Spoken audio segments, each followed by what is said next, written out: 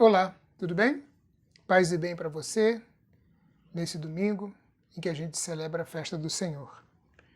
Hoje nós temos uma liturgia da palavra muito interessante para nós, muito significativa. Nós estamos no 32º domingo do tempo comum e daqui a 2 domingos estaremos celebrando a solenidade de Cristo Rei, o final do nosso ano litúrgico e início de um novo ano litúrgico, com o advento, com a preparação para o Natal. Rápido, né? Como o tempo passou. E hoje, então, nós temos para meditarmos, 3 leituras muito significativas, principalmente para nós, nos dias de hoje.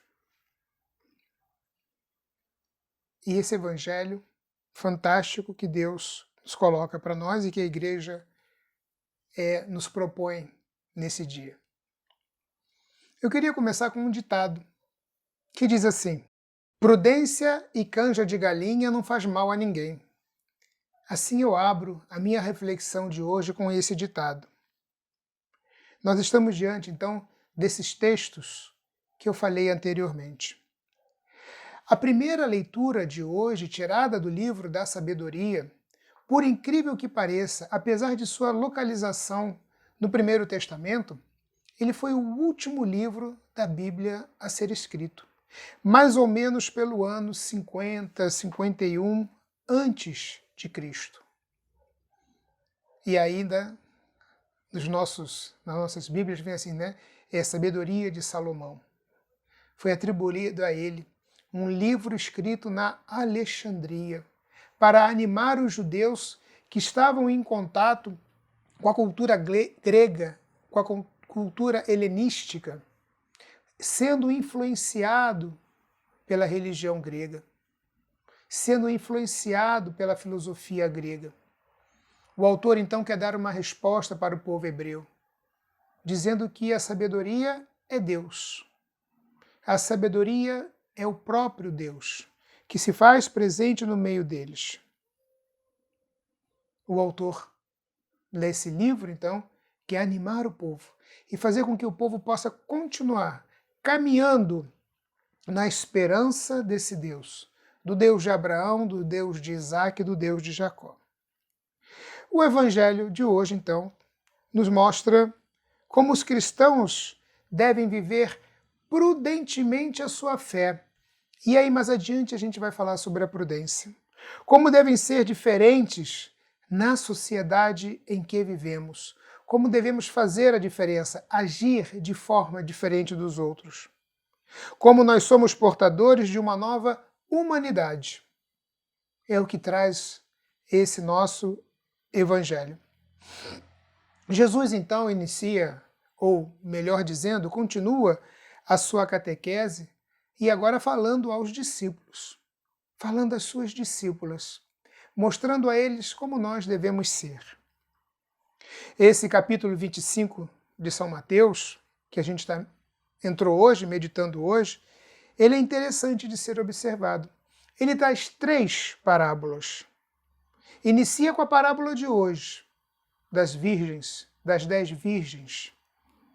No próximo domingo, ainda neste capítulo, Jesus vai falar dos talentos. Lembra-se que a cada um foi dado um talento, de forma que cada um vivesse ou fizesse multiplicar aquele dom que recebeu de Deus. O fim desse capítulo nós não veremos este ano litúrgico mais, mas é justamente a última parábola, a parábola de quem vai entrar no reino. Vinde, bendito do meu Pai. É aquela parábola onde Jesus diz: estive com fome e me deste de comer, com sede me deste de beber, e por aí vai. É o capítulo que nos prepara para a chegada e a entrada nesse reino dos céus.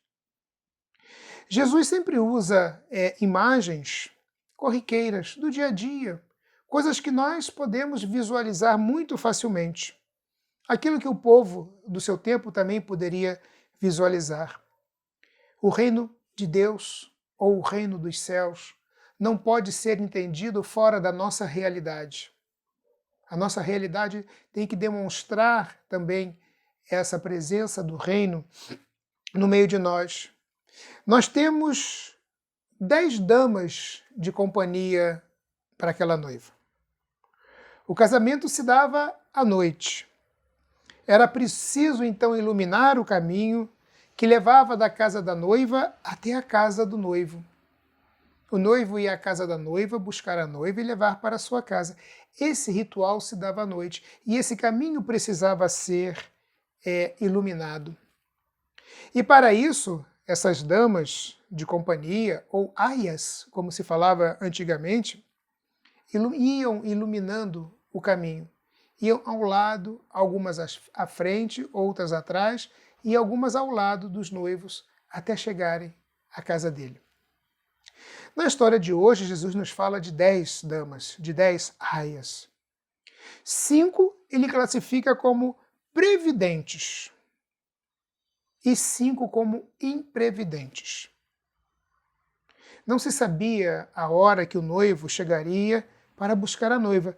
Portanto, era preciso ter óleo suficiente, óleo em sobra, para alimentar a lamparina, para que aquela luz pudesse ficar acesa, até esse caminhar à casa do noivo. Essas virgens, elas são a imagem das comunidades. Elas são a imagem de todos aqueles que acreditam e que creem em Jesus. Todos aqueles que caminham junto com a sua palavra. O noivo é o próprio Jesus. E o óleo? O óleo é a prática da justiça. O óleo é a vivência de quem experimentou este reino, de quem se revestiu dessa palavra de Deus, trazida por Jesus e começa a vivê-la. Esse é o óleo que ilumina a vida não só daquele que a recebeu, mas também ilumina a vida dos outros. O autor quer, então, que pensemos em como anda a nossa prática religiosa. Mas não é só a prática ritualística, principalmente a prática da justiça, de olhar para a necessidade do outro. Mateus nos faz um alerta de como as comunidades religiosas devem viver a fé em Jesus Cristo. Não basta crer. É preciso dar sinais de que houve uma mudança de vida. É preciso manter a lâmpada, a esperança, a fé sempre acesa. Estar alerta, como dizem os escoteiros, sempre alerta, atentos. As lâmpadas podem até ser individuais, cada um tem a sua. Mas o cortejo se dá em comunidade, juntos. Iluminar o caminho da vida dos outros se ilumina juntos. Não pode fazer sozinho. Uma lâmpada ajuda a iluminar o caminho dos outros. Várias lâmpadas juntas teremos um caminho bonito e iluminado. É preciso manter a prática da justiça sempre acesa. Não esmorecer jamais. Não basta apenas as práticas exteriores da fé. É preciso agir com justiça diante das situações de morte que se apresentam a nós, principalmente nos nossos dias. Pessoas que são assassinadas, pessoas que perdem a vida por conta da imprudência hoje, da Covid que nós estamos vivendo. E muitas pessoas ficaram doentes e perderam a vida porque foram imprudentes. Não tomaram o cuidado necessário para manter a sua vida. É doloroso, mas é preciso. Por último, lembremos da comunidade de Tessalônica, a segunda leitura. A carta aos Tessalonicenses é o primeiro escrito deste Segundo Testamento. É o primeiro escrito da era cristã. Nós iniciamos a missa com o livro da sabedoria, o último livro escrito do Primeiro Testamento. E temos, dentro da nossa liturgia, o primeiro escrito. E vejam, essa comunidade, essa cidade de Tessalônica, era um importante polo comercial e cultural da época de Paulo. A cultura grega era muito forte naquele ambiente. Circulavam muitas ideias. Muitos pregadores existiam naquela cidade, tanto os filósofos, que era assim que se fazia a filosofia, que se difundia as ideias filosóficas, quanto pregadores religiosos. Paulo era mais um no meio daqueles. Mas veja, Paulo conseguiu fundar uma pequena comunidade em Tessalônica. Mas por estar sendo perseguido, Paulo foi obrigado a ir embora e deixou aquela pequena comunidade ali. Paulo viveu uma experiência muito bonita e profunda com os habitantes de Tessalônica. Os habitantes não, com aquela comunidade que ele criou. Ele conseguiu formar essa pequena comunidade que, mesmo sem a sua presença, eles seguiram firmes e fortes na fé recebida, na caridade recebida, e viviam isto entre os habitantes de Tessalônica. O que acontecia com aqueles que morriam?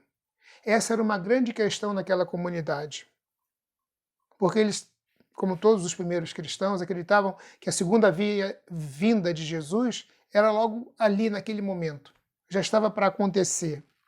Paulo então anima aquela comunidade a viver na esperança da fé e de que todos se reuniriam no reino de Deus.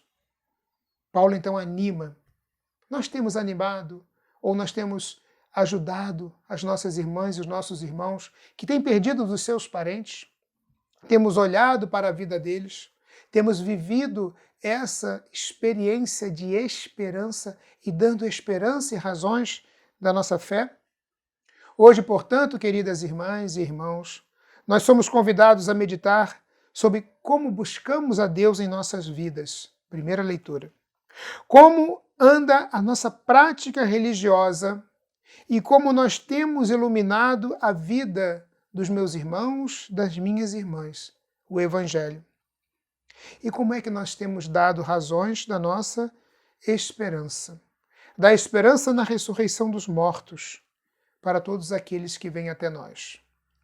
Eu espero que você tenha um bom domingo e em breve estaremos novamente juntos meditando sobre a parábola dos talentos.